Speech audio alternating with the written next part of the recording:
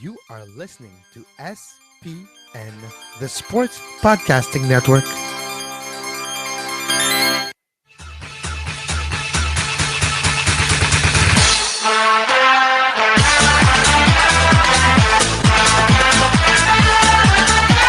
Fire Brings Podcast 2016 Rio Summer Olympics edition on the Sports Podcasting Network.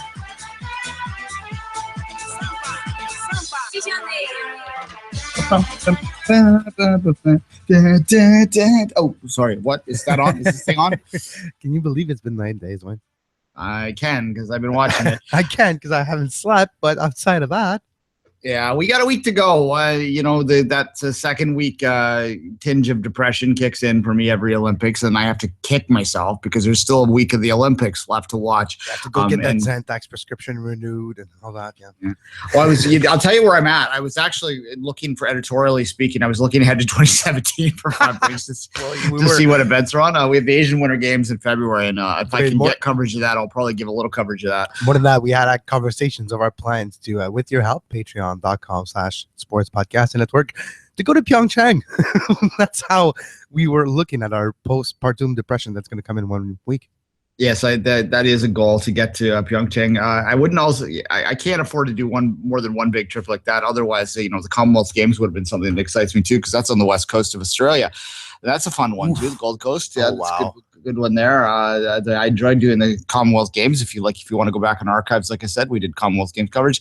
I do tend for the big games, and I would like to do, that is a goal of mine for this show, is to do a little more focus on the Asian stuff, because they do have the Asian Games are a massive, the biggest, second biggest out there. Pan Am's is third, I think, or they're 1-2 anyway in terms of the European Games are pretty big as well, right? So yes. I think 1, 2, 3, 4, place them how you want. Yeah, and we got a World Swimming Championship next summer. We got the World Track and Field Championship about a year from now. So lots to look forward to in the off year. The off years are always a little depressing especially after the summer's games, because it's a big sugar high you're coming down from. But then you're getting into that buildup. The thing about that is you go through, it's only a year and a half to the next Olympics when this one ends, right? So that's kind of fun.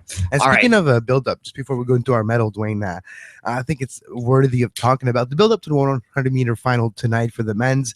Yesterday was a semifinal. We had great performances by all the top names, including the two rookie Mede and Andre de Grasse. What a event that's built up, and it's quite a storyline when you have the old guard, literally old guard, that were there in Athens, Gatlin, asterisk, had Bolt as well, and then you have the new crop coming. It's very fascinating to me right now. You got Kerry Collins, 40-year-old, qualifying for the semifinals tonight as well. I think that's probably where it's going to end for Mr. Collins, who's been in a final before. This was such a fast quarterfinal. Well, they have a preliminary race too. There's still 4 rounds in this. They used to make the big boys run in all 4. I think for the right decision, they now sort of have a run-in round basically for the really slow. And I use the term relatively. Relatively, have you watched them? There's quite a disparity, though. And it's always funny when you watch the opening heats of the 100 meter. You see the disparity between the fast guys and the rest. And that brings me back to a quote Bill Murray said a few days ago. He's like, every Olympic discipline should have a regular person as a point of reference. And I think it's quite fair. When you watch the 100 meters, you almost have that with the slowest participants.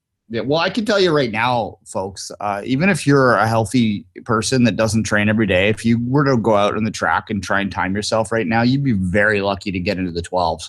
So you're running as slow as those guys in those preliminary heats, if not slower even. So that's what I'd say. Go time yourself. Stretch first, though, because you'll pull your hamstring if you don't. Don't pull a Michael Johnson. Yeah, exactly. So, 12, 13 seconds is about what a healthy young male would run without training right now. So imagine taking 3 seconds off that. That's about 20 yards. So there you go. Exactly. So that's very interesting. All right, Duane, let's dive right into it. Our medals for today. All right. I'm going to start with my wood medal, and we'll go. I'll go wood, and then you go wood, and then we'll go from there, like we always do. So I'm going to give a wood medal to to the haters of Ashton Eaton on social media. Now, social media haters are pretty easy they're like shooting fish in a barrel, really, because they're idiots. It's Twitter has amazing aspects to it. It's one of my favorite places to spend my days. It is the place on the internet that I spend the longest amount of time. There's incredible content on Twitter. There's incredible friendships and personalities that you develop out of that, and personalities that you meet, and everything else. It's a great thing. But there's an underbelly to it that is getting increasingly louder and louder as more and more morons find the platform. Well, and I use that term blatantly. You know what? This world, it's reflected in everywhere. In Twitter sphere, Twitterverse reflects the world. And unfortunately, the world has not consisted of only people that we agree with or that we get along with. Well, yeah, it's not even about agreeing. It's about human decency. At any rate, never. That's getting a little too big. But specifically, okay. So if you don't know the story, and if you're certainly not watching TV in the United States or Canada if you don't know the story, because the commercial runs every 2 seconds. But Ashton Eaton is the decathlon world champion, is the defending gold medalist, the number 1 ranked decathlete in the world. Brianne Thiessen Eaton is his wife. She's Canadian. He is American. She was the number 1 ranked heptathlon runner going into this.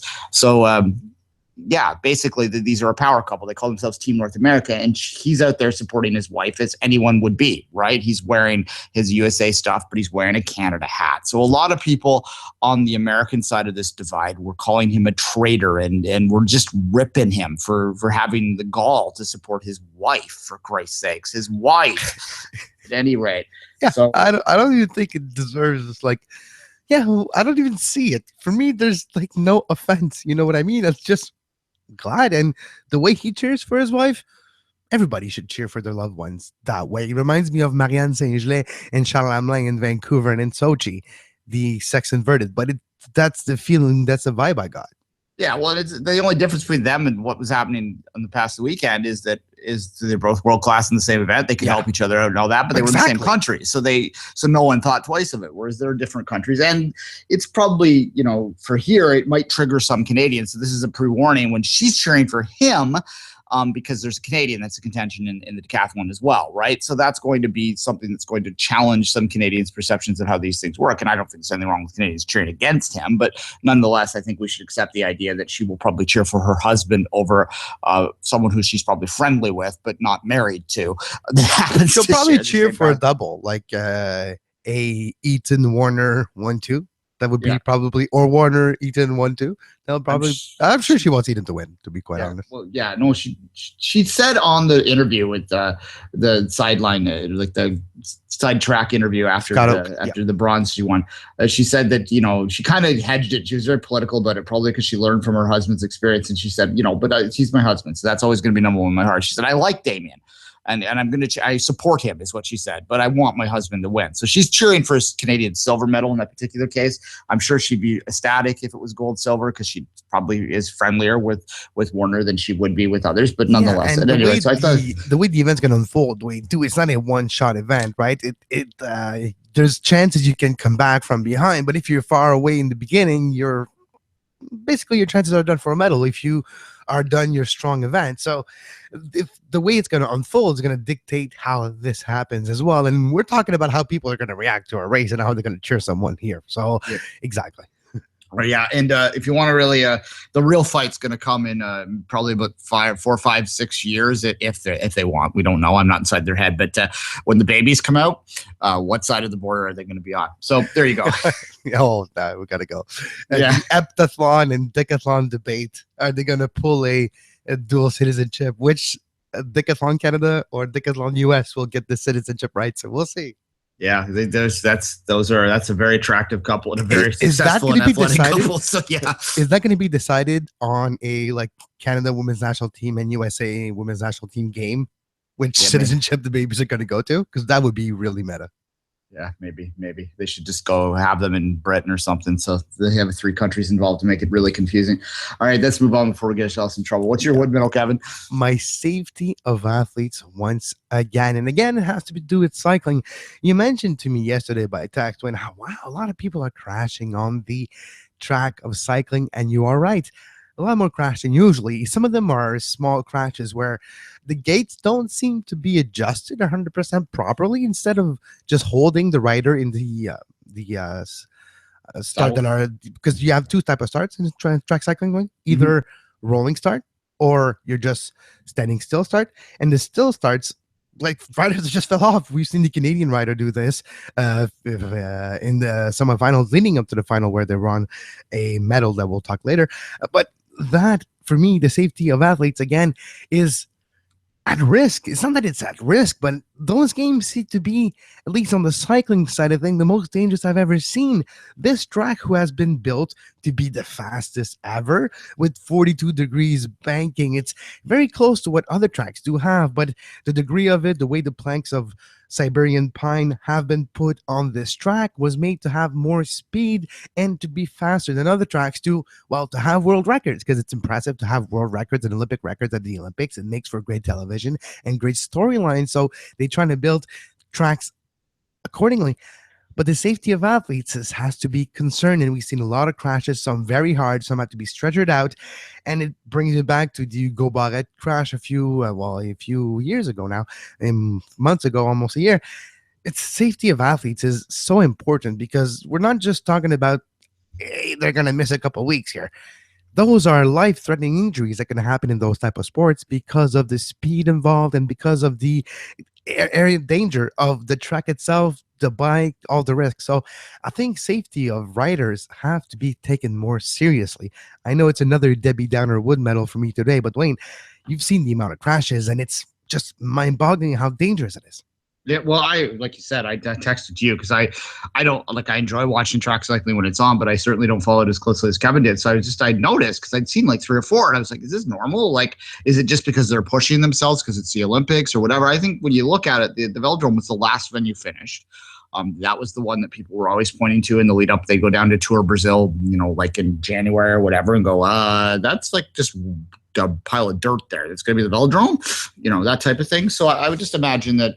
I'm not suggesting that they did shady construction or anything like that, but No, they just exactly. didn't have time. They didn't have time to test it, right? And the track is how you want to call it, it's up to standards and it's approved by the UCI and all that. So the fact that it's 42 degrees, and that's not my point. My point is, like you mentioned, it was one of the last venues, and riders were not necessarily able to use it the way they used Milton a year before the Pan Am, and other venues like this, where they get used to the velodrome, used to the banks, know what you can and what you can't do. Because even though technically they're all similar, they're all different, right? Every velodrome will have, it's like a golf course, it's like anything else.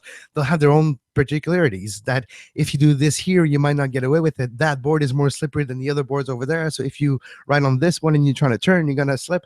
Those type of things are individually different for every track. And yeah, they couldn't get the feel. It's like the riders don't get the feel for this track and they just keep slipping. And the fact that it's a brand new track and it was built late, and if almost like the last nail was nailed just weeks before the opening ceremony, the wood and all the taint, the everything doesn't have the right time to seep in correctly. It might be more slippery. All those things could be said. Okay, fair enough. Hopefully it'll as they get used to it, maybe there'll be less crashes as the week progresses. We can always hope there, Kevin. Let's move on to my wood medal. My wood medal, I'm actually going to go a little outside the box here on this one. I'm going to award this, and this is the thing about our gold, silver, bronze wood, is that it doesn't necessarily have to go. It can be taken literally, but it doesn't have to be taken literally. We sometimes do, we sometimes don't. And this is going to be maybe on the far edges, the fringes of the non-literally. I'm going to give it to a gentleman by the name of Guilherme Jorge. He is a Brazilian course designer and equestrian, and he is the only Brazilian that designed any of the Olympic courses. So golf or the kayak or any of those courses that required a design, they all went outside except for Mr. Jorge here, who designed the equestrian course. And they're talking about, I'm watching it this morning, and it was maybe it's a bit of a sedate Sunday morning here. There was a equestrian running on for a long period of time. But anyway, so it's a nicely designed course. They're quite impressed with it. It's a perfect level of challenge. It's getting the right amount of clean rides versus high penalty rides. The water obstacle is tainted. Actually eating people alive, and that's really weird. And they're very impressed with it. It's just the way he's designed it. The course is, like they always have these crazy, like, oh, it's designed to represent the history of Brazil, and it's like, I'm sure it is, but when you watch it on TV, it just looks like jumps. But at any rate, well, there's one thing too. You mentioned the water. It's not great in this one. It's very, very, very blue. The amount of blue paint in the water is quite impressive. There you go. Exactly. But anyway, I wanted to give a hat tip to that. It's good for the local community because that's part of the, I work in League One Ontario here in Ontario. God, I didn't think you'd get the League One Ontario bingo card out today, did you guys? But anyway. You got it. Yeah. And the point I'm making is one of the purposes of that league is to create standards at an institutional, at a club level as well. And that's what the Olympics mandate too, is to try and help the overall level of all sport within the country that it goes into in the perfect right, on a perfect day, right? So this is an example of a local person going to the top of his sport in terms of what he can do in design and getting to design an Olympic course, which is a massive achievement and accomplishment for someone who works in that world and runs in that world. So for the only Brazilian to design a course and for it to be a good course that everyone's impressed with within the world that he's designing it for, I'm going to give my bronze medal to Guilherme Jorge. Kevin. My bronze medal goes to the track cycling team in the team pursuit in the women's for Canada. Let me just read the 4 names right now. Alison Beveridge, Dasmin Gleeser, Kirsty Lay, and Georgia Simmerling. I'll talk about Georgia Simmerling in an instant because she does have a incredible story of her own. The new age Clara Hughes, I call her, because she is a dual Olympian. Well, actually 3 sports Olympian. So that's going to be interesting. But the team pursuit, Canada destroyed New Zealand in the bronze medal final to get that victory. Not an easy overall path to win. That they had a little trouble. Simmerling fell. We talked about earlier in the track cycling. She fell. It was in the gate in the earlier heats, but it was without any consequences. They were able to get good times. They didn't make the gold medal final. That's the way it works. You have the two best times in the overall qualification will meet for the gold medal final, and the third and fourth, and when the brackets are all done, are playing against each other for the bronze. And Canada destroyed New Zealand over 3-second advantage in a 4 kilometer, which seemed like nothing, but 3 seconds over just 4 kilometer.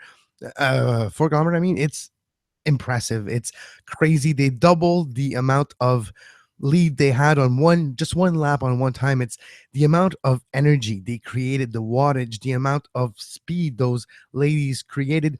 So impressive. The event is impressive as well as a whole, but Canada got a medal here. Again, I'm going to mention the Milton Velodrome is one of the aspects of it, but the other aspect to Canada having good performances, if you go back to the history of this show, Duane, I told stories of track cycling in 2000 where Canada athletes were showing to meets without even the right type of bikes, not having the funding to get those bikes there. We're talking about $25,000 worth, those look bikes that are crazy for track. So they didn't have the right bike. Sometimes had to borrow Australian bikes and other federations' help to Canada get results. Now it all changed. One of the reasons was the Pan Am, but it went before that. London, they had better funding for track cycling as a whole. I think Ryder Hesjedal's performance on the top level on the road helped the entire pyramid of cycling in Canada. That's what Team Spidertech back then as well, late in 2000, even though it's folded in 2010, it really helped the track and the road. At least now we show up with the right bikes, with good equipment, and we're able to pull result. Duane. Yeah, Kevin, I actually watched the international feed of because there was something else on my first screen. So I watched the bronze medal ride on my second screen, and it was the international folks, which was just happened to be Aussies. They either share BBC or ABC is generally what the international feeds are on the CBC website here. So at any rate, the Aussies were talking about Canada, and they actually they mentioned a couple things. They said that it was an impressive team. They said that it was a very young team, and they actually mentioned that they had a national training center that a lot of them were geared at. They didn't mention Milton by name, but that's where it is. That's it is.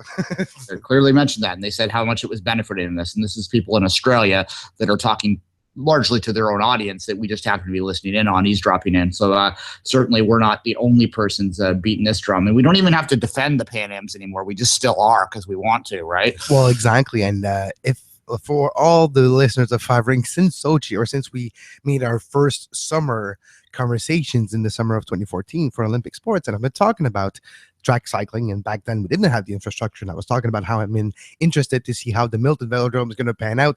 Guess what? I'm already talking about the results of that infrastructure itself, and it's only been the history of this show. During the entire span of this show, you can track it back and see the evolution of what infrastructures once again can directly do result-wise very soon after its opening.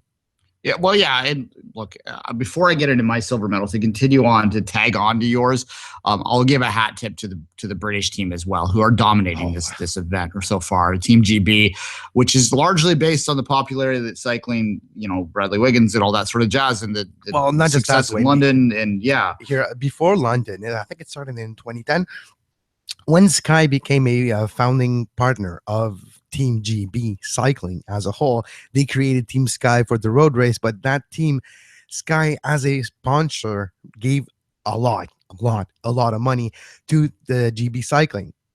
We've seen the result over the years. Bradley Wiggins won gold once again. He did the same thing in 2012. We had other great results on the track, Cavendish over the years and all that. But it's because of the funding that Sky did directly to GB Cycling that we're able to see still the result today, their dominance on the track and on the road. Yeah, they are absolutely tearing this apart. They're having the type of they're repeating what they did in London, basically, right? And it's clearly become one of it's their national sport they're successful in right now, because England struggles. Sorry, I used England. Great Britain struggles in some of the sports that it traditionally has been good in lately, but this is risen up. I always I kind of chuckled to myself as I was watching the other day as how much they've embraced cycling and thinking, are you sure you're Brexit? Because that's a really European thing to really love cycling. Yeah, exactly. All right, let's go to my silver. My silver again is a little outside the box, but not quite. I'm going to name a specific athlete only to say to illustrate what I'm trying to say. Krista Duchette was a Canadian marathoner. She finished 35th today. The other Canadian finished 25th, so a little well behind the pack. Although in Duchette's particular case, she ran a personal record of 2:25. And I remember watching her pass the line. I remember it was like an hour and a half ago. It's like I remember way back when. Anyway, I remember I saw her going over the line, and she pumped, and she was pumping her fist. She was pointing at people in the crowds, and she was losing her mind because she got a PR. And it just reminded me how much I love that mentality of the distance athletes, who are a different. They're a different type of people. I say that with love. They're an odd bunch sometimes, and what drives them and motivates them is much different than what drives and motivates us. She's nowhere near a medal. She knew she was nowhere near a medal going in, but she was ecstatic that she got her PR at the Olympics, and that's something that we look down our nose at still to this day in this country now. Because for so long, and I get it, because for so long Canada didn't do very well at the Summer Games. We'd get like 6-7 medals, which really was way too low for a country of our size and wealth. And they'd always talk about, but a PR, and they'd be finishing 43rd. And people would be like, they became did our best.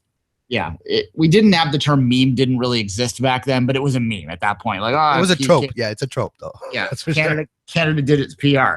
And that is, we've moved away from that in the Own the Podium years since we, went all in the lead up to Vancouver and then extended to the summer sports. We're no longer talking in those terms. You don't hear it on the broadcast anymore. We rarely hear the term PR or they're trying to do their best type stuff. We just talking about medals now, which is like in line with the rest of the world. But the distance runners are a bit different gig. And I think I've said on the show before, I've talked about my friend. It's my girlfriend's cousin who she grew up beside, living next door. So it's almost a sister to her. So that's kind of the closeness of the relationship there, if you follow. She's a ranked marathoner, distance like ultra marathoner is what I'm trying to say, in Canada. So not an Olympic discipline, but certainly talk about like 100 miles and those type of races. Yeah, she runs 24-hour races and 100-mile races, and all over the North America and the world even, and is ranked. As I said, she's an elite athlete herself. So I talk to her all the time about this and what motivates her that. And then we've been trying to, trust me, I've been trying to twist her arm to do some speed work and maybe go down a level to that small, short 26-mile level so that she can maybe take a run for Tokyo. And we're almost getting her there. And anyway, we're working on it. We're trying to get the second Olympian that we know out there. Yeah, we're still trying to get that one there. But anyway, just like what motivates her is it's all internal stuff, right? Yeah. And that is in essence of sports that really is missing in the speed and power events sometimes, but in the endurance events, it's really about that because it's challenging yourself. Claire Hughes talks about that all the time. She talked earlier in the Olympic broadcast here in Canada about how her most proud Olympic moment was finishing 5th in the time trial with a broken back. in the last Olympics as a 38-year-old with a broken back, finished 5th in the Olympics in a time trial. Like, come on, like that's an incredible accomplishment that won't get noticed by anyone. And so I just like that attitude, and I think that there still is room for the PB PR world to get out there and still have value within an Olympic Games. Just maybe not for all of it like it used to be here in Canada. My silver medal, Duane, happened last night at the track and field session, the women's 100-meter finals. Elaine Thompson of Jamaica surprised Shelly Prince. I forget her second part of her last name, but the defending she was the Usain Bolt of the women. Literally, she was going for her 3rd straight gold medal in that event. She has a broken toe, so for her it was very hard and very painful. The injury was not going to get worse, but it was going to just be there. So it was how she was able to deal with the pain, and she had difficulty pulling out great results in earlier heats, but she was winning the heats and qualifying to move through, and in the final she was still one of the favorites. But Elaine Thompson shocked everybody with a 10.71 to win the gold medals, followed by the American Bowie and Parker in the 3rd position for a bronze medal, and she was happy for the bronze medal, and it was the torch being passed. The baton has been relayed between the 2 generations of women's sprinter for Jamaica. Elaine Thompson, the 21-year-old, has won the gold medal in the 100-meter with a time of 10.71. Hey, we're still pretty far from that 10.49, aren't we? I know you got a doctor. That's dirty. Don't like that record. Don't like that record. That record is dirty. So that we said it now. I got to get that on your bingo card too. That would absolutely be on the 5 rings bingo card. Was me complaining about the 100-meter women's world record. At any rate, that's it was a great race, a great competition. I'm glad that they put it out first. Traditionally in the Olympic Games, the Saturday night is the 100-meter final. It's the Sunday night this time, and I'm not sure why they flipped it, but I think that it is good that they flipped it to provide more attention to the women's 100-meter final. The fastest woman on earth should be just as valuable of the title as fastest man on earth. We live in a world and a society where it's not quite there yet. So I think just this one simple little subtle move to make it go out first, to give it the attention so that it is the first sprint, first fastest person to be declared, that is something that benefited it as well. So I was happy to see that go out yesterday. And it was, like I said, she pulled away. It was a dominant performance, passing to the guard. The Jamaicans and their sprint glory and tradition, it will continue unabated. They did put so much value in their sprinting. And I was watching both the women's and the men's side. You hear all these athletes that are representing Qatar and places like that or whatever that, wait, they don't look like they're from there. And then sure enough, they're from Jamaican. They're Jamaican. Well, just look at Donovan Bailey, Duane, unfortunately. Yeah, well, Donovan Bailey grew up here, though. So. Yes, he grew up here, but originally...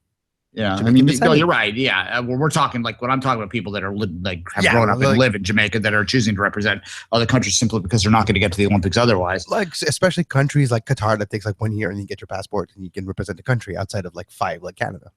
Yeah, exactly. So yeah, the 100-meter it continues to be exciting, and the women's was lived up to the hype, and we're getting closer. I don't know if we'll ever break 10.49 because that was on the right on the very edge of what human capabilities are, I think. It just tells you how dirty it was, really, at any rate. Well, when you look at the efficiency of the stride, sorry to get really technical here, but Shelly Prince Parker, who finished 3rd, I remember her last name fully now. She has one of the most technical stride out there. She's not the fastest. She's very powerful, but her stride is very technical. Almost no wasted effort and movement in her running. Same for Elaine Thompson. So the 10.71 that she ran, she did run it with a great technical ability. So there's not a lot more you can get out of a run when technically you're already as efficient as you can be almost, and you're almost in your prime as an athlete. How low can you really go? That's the question. Yeah. If remembering back on the peak steroid years, and I use the term steroid there because we use PEDs now, but it really was about anabolic steroids back then. So 84, 85 through to about 94, 95 were probably the peak years of that. Maybe a little bit earlier, maybe 92. I'd say it blends in and out, but I know what you mean. Yeah, probably from starting in Los Angeles and ending in Seoul. The end of the USSR. So Barcelona, I should say, would be kind of those 3 Olympics were the ones that are most tainted by it. the biggest difference between then and now is that the explosive starts they used to get then. And if you look at their physiques, they were much bulkier, much bigger, much stronger. Now they're leaner. It's lean muscle mass is kind of what a sprinter looks like now. Whereas back then they look like bodybuilders that happen to run.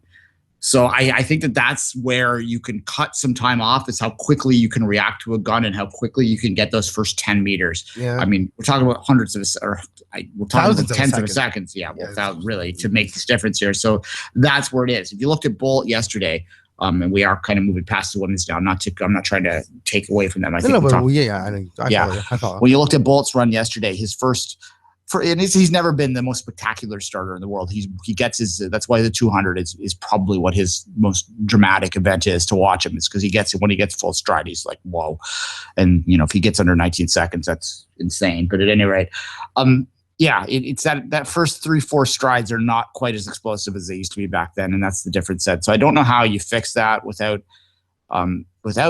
cheating, without getting help, right? Because there's only so fast a human can react. There's only so fast you can explode out there without chemical support. And so here we are, and we'll see the 100-meter tonight in the men's side. It's outrageous how fast they're running consistently across the board now. Yeah, but like you mentioned, it's across the board, so it's not just single individual. So it's same for the women, though they're all close. There were the 8 women in the final all ran sub 11 times, and in the men, the 8 in the final would have run sub 10 times in the last 12 months. So it is fast times across the board. Yeah, you look at DeGrasse and Bolt are in the same semifinal. That never would have happened a few years ago. They would have been seated so far apart that they never would have saw each other to the final. But now we're going to see them up in the semifinal. There's 3 semifinals, by the way. Top 2 advance and the top 2 fastest losers. So it's going to be, I look at that, and DeGrasse is the second best, the second highest seed. He's actually technically ahead of Bolt in terms of his seeding in the first round. Yeah, but that's 10:04 kid ourselves. 10:07, yeah. However, if you look at just overall results and look at that, DeGrasse is probably the likely second fastest finisher in that race, but there's no sure thing in that semifinal. God, it's going to be incredible, those 3 races there just to lead into a final, and it's going to be a hell of a nice sprint tonight. Caveat, there's no sure thing on both sides either. He has had injury problems heading into Rio. He has had a very quiet season in 2016, a very light schedule, and using his reputation to get the qualification process done for him to get to Rio, using the injury card, which we'll see if it was true or not. He usually play those games anyways, but that's where it's going to be interesting tonight, because using Donovan Bailey's words, DeGrasse top speed yesterday in the heats were very impressive. He had one of the best top speed clocked at the last 70 meters. So that's what's interesting to me tonight, because he mentioned to Scott Oak after his race, DeGrasse, and we'll move on to our gold medal in a second.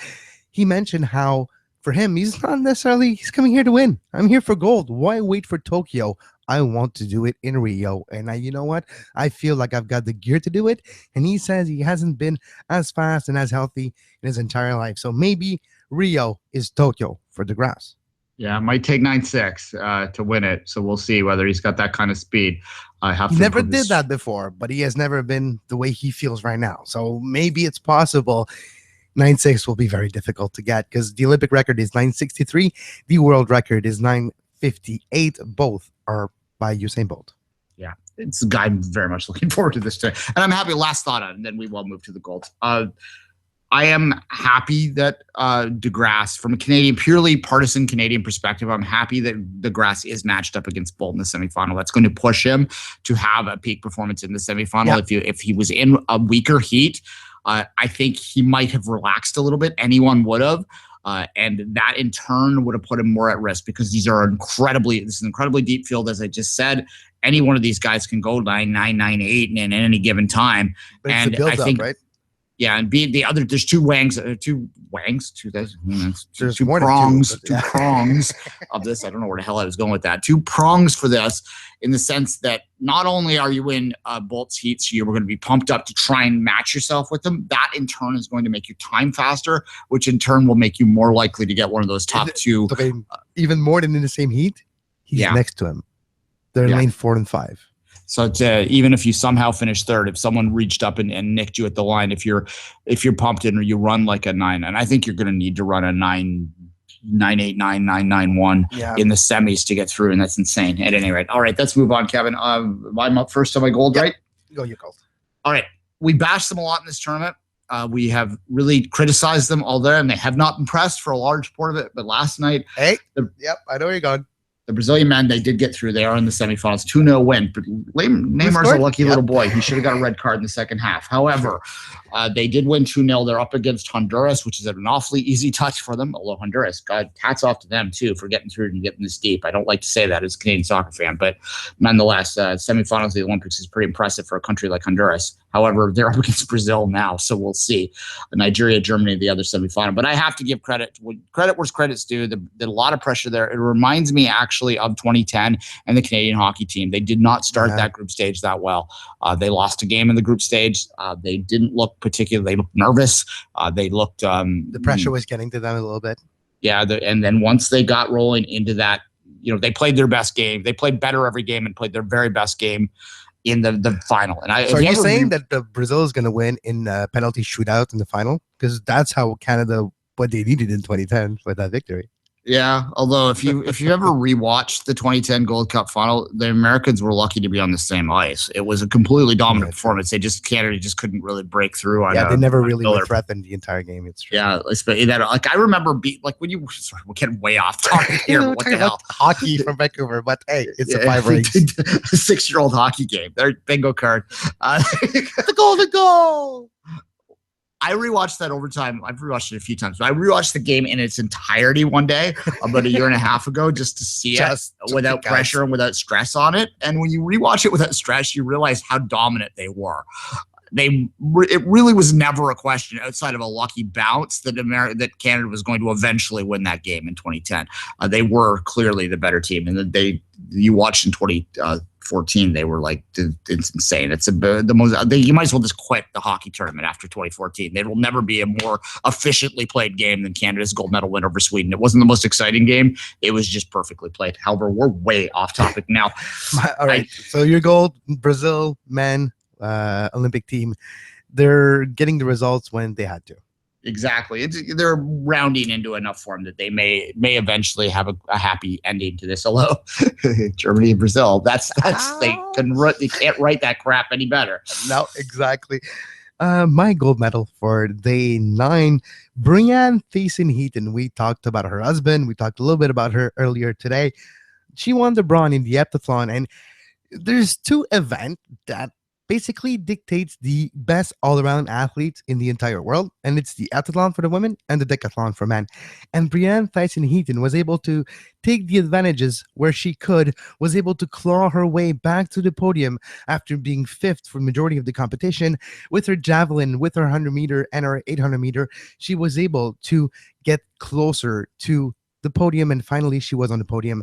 She has been working for the last year and a half with an Irish specialist on the javelin to help her, and she has improved her world championship performance in the javelin by 3 meters in a few months, and that's because of the work she did with the Irish fellow expert on javelin. And that's just crazy. Those heptathlon athletes have to get the gains where they can. You're not going to be able to be better than everybody at every sport. And look, I'll mention, if you're not aware, the heptathlon is 100-meter hurdles, high jump, shot put, 200 meters, long jump, javelin throw, and 800 meters. So you have throwing sports, jumping sports, running sports, enduring sports, and 100-meter hurdles, which is a mix of jumping and running. So all those different sports dictate a very well-rounded athlete, and Brianne Thiessen-Heaton is the 3rd most well-rounded athlete in the world. And guess what? Heptathlon, it's the original CrossFit. There you go.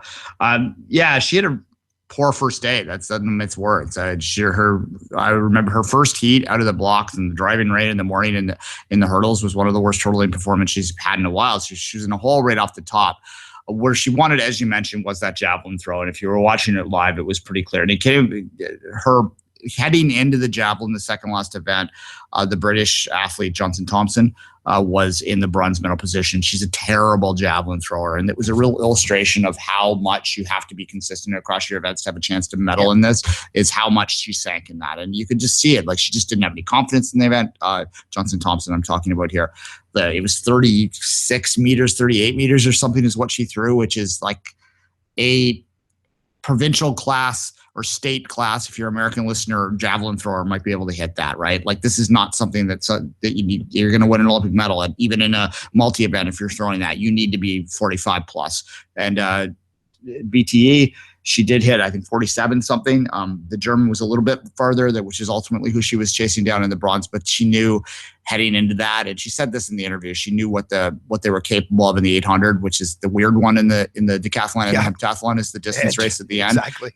And BTE is one of the best. Well, she finished second or third, I guess it was actually in the event itself, and that is one of her best events. She's one of the top there. She knew that there was no way that once she got the lead, she edged over that German. She could have even been a little bit behind her and still had pretty strong confidence that she would have won bronze. But leading her heading into that final event, it was her. So we should give a lot of credit to the Belgian woman who won Dominated. It as well. She came a 21-year-old, came out of nowhere to win that thing. BTE would actually be, and she said this, sort of indicated this in the interview. She was happy with the way she performed the second day and would claw her way back into a medal, and that is something worthwhile. But she was disappointed that she had such a poor first day because she felt heading into the Olympics that she had a chance to win this, and unfortunately that didn't happen. And she's probably young enough to stick around for another shot at it in 4 years' time. So we'll see there. And just to finish on this, Duane, we mentioned how the javelin she was better than the other one, and that's where they use strategy as well, because you only have so much time to train for everything.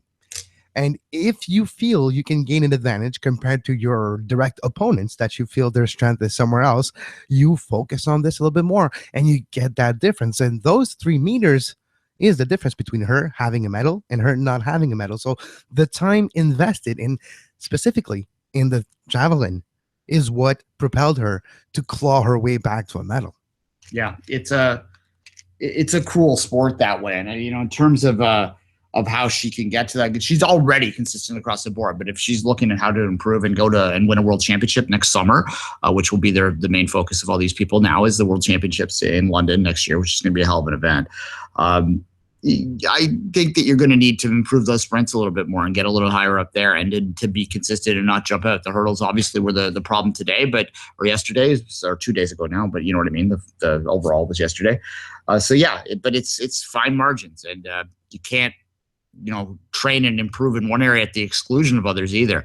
It's always so stressful when you watch the pole vault on the men's side and the high jump on the women's side, because that's where an athlete in these events could just literally be taken right out of the competition. Yeah. If you fail to measure it, I saw the English girl.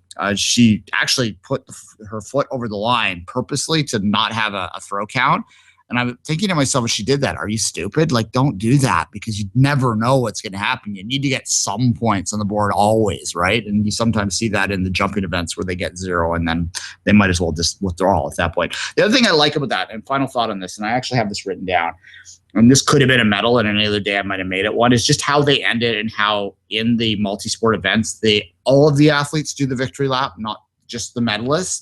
That's tradition. The medalists have their flags. The others, women, do not, but they all do the victory lap, because they're all saying, thank you for supporting us through this 2-day test, and we appreciate that. And I think that's just kind of a neat tradition in the multi-sport events, Kevin. Well, yeah, and the amount of because it's the peak of their 4-year cycle. It's an event that's not included in all the meets. I don't want to say the fringe event, but it's an event that's not gathering a lot of listeners and watchers on the streams. Unfortunately, because as a whole, it's so intricate. There's so many things involved that it's hard to grasp viewers on it. But it's one of the fascinating events. And in Rio, I can say one thing: I've discovered heptathlon and decathlon to a different level, and it's a sport that I will appreciate at its true value going forward.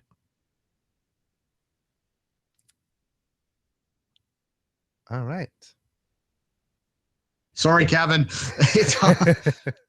I sometimes put my mute button down and then forget it's down, folks. There's your inside baseball for the day. No, I was going to say the problem with it is it's hard. It's not the problem with it, but it's hard to follow. I almost sometimes wish whether the 800 meter at the end, they should stagger the start according to their points, so the first across the line wins. But that's just me being thinking TV, and that'll never happen. The athletes would not like that. At any rate, yeah, Kevin, because you can never win one event and you can win the whole thing. You can be third throughout, but the consistency will give you enough point to win. And it's not TV friendly, like, oh, here's a winner. No, exactly. But could you imagine though if they translated the amount of points after 6 events and gave that a starting point on the 800-meter race, and that it was a sprint for the medals? That would be exciting. Now I'm just talking craziness down here. Obviously, this is a long tradition of this event. This is not going to happen, but I'm just doing a thought exercise because you could have someone who's starting 100 meters from the end, and someone starting like 800. Yes, you're not going to pass them at that point. And then you have a troll that just, I'm going to wait for you. I'm going to wait for you. You can't pass. Wait. That would be a different kind of event. That would change the dynamic entirely, of course, because people would train hard for the 800 is what would happen then. And you would have because realistically the top gold medalist might start at the 330 yards from the start, and the other woman would be 340. So it'd be I can pass them and win gold. So no, that won't happen. But nonetheless, that's just me thinking out loud here. All right, Kevin, before I make any other crazy theories or put the mute button down again and forget, we should probably say goodbye. Tonight, 8:07 p.m. Eastern, semifinals of the 100 meter on the men, 9:25 p.m. Eastern, the final. Until tomorrow, 11 a.m. for 5 Rings Daily. Well, on your podium, folks. You were listening to SPN, the Sports Podcasting Network. Visit us, sportspodcastingnetwork.com.